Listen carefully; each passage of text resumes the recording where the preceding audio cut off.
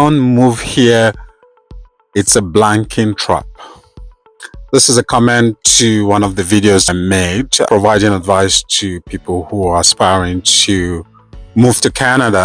So here's what I think gets people into a trap. Canada is not a trap, but the things we do get us into a trap. The first mistake new immigrants make when they come to Canada is a rush to buy a vehicle or a car they cannot afford. So they prioritize ownership versus affordability.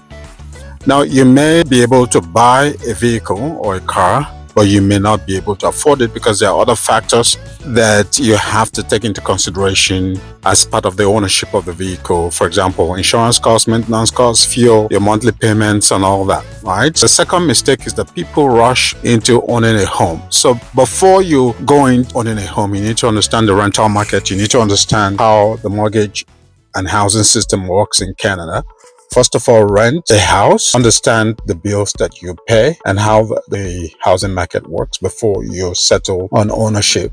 The third mistake that people make is they mismanage debt. A lot of people go into amassing so many credit cards and putting on a lot of debt on those credit cards, and at the end of the day, they are unable to keep up with the payments on those credit cards because the interest on those credit cards are quite exorbitant, and so they get trapped. The fourth thing that people do is they're trying to keep up with the Joneses, right? They see their neighbor is driving a certain type of car, for example, and they also want to get that type of car without knowing the financial situation of their neighbor and all that. So that social comparison can put people into a trap. The other thing that people don't do is budgeting. So you need to budget every of your expenses, your income, where your income is going to, the things you need, the things you don't need, the things that you're paying for.